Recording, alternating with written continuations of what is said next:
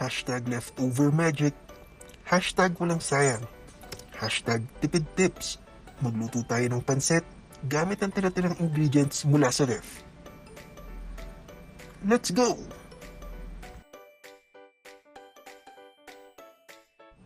Kailangan natin ng bawang,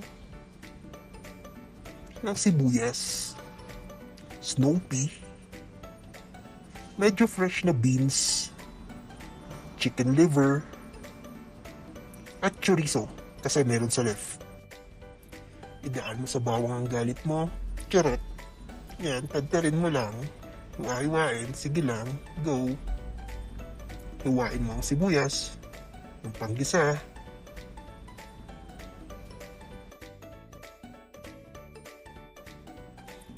Putulin natin yung dulo ng sweet or snow pea. Yung gusto natin yung buo yung hibla sa gilid kaso hindi bumibigay. Ganon din sa medyo fresh pa na beans. Ilang araw na lang, masasayang na sila.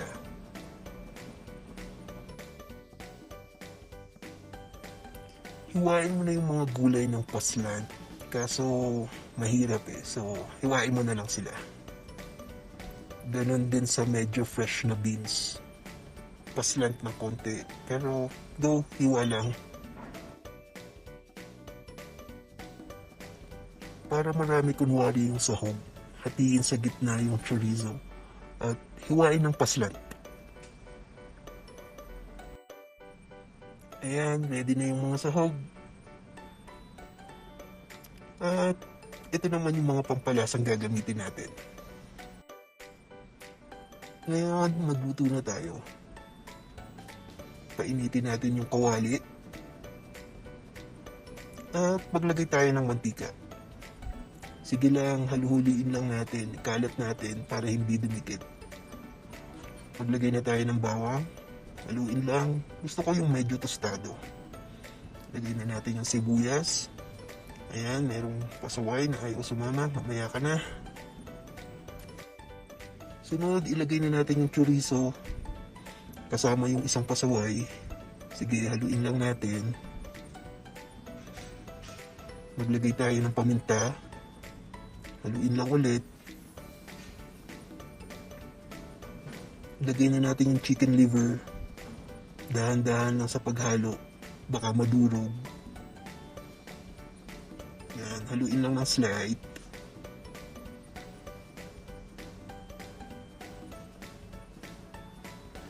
Maglagay na tayo ng toyo.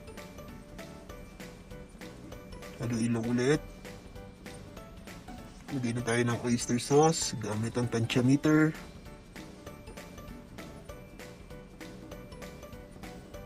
At ilagay na natin yung gulay.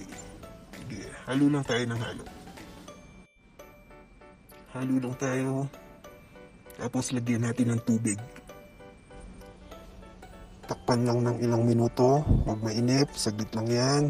Yan na. Halu-haluin. Takpan lang ulit. Ihiwalay natin yung ibang sahog para hindi ma-overcook. Mainit na. Ayan. Lagay na natin yung pansit.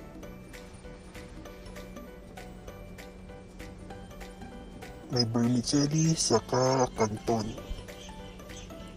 Haluin lang natin. Takpan natin hanggang sa maluto yung pansit.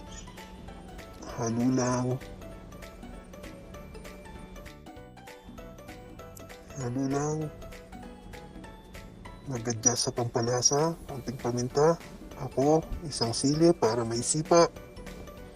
At least sa pansit man lang, sumisipa. Yan, may frozen tayong repolyo. Lagay na rin natin. Ilagay na natin yung hiniwalay na gulay kanina. Yan, malapit na maluto. Takpan lang natin. Ayan, luto na yung ating pansit. Ang daming sahog. Ang daming gulay.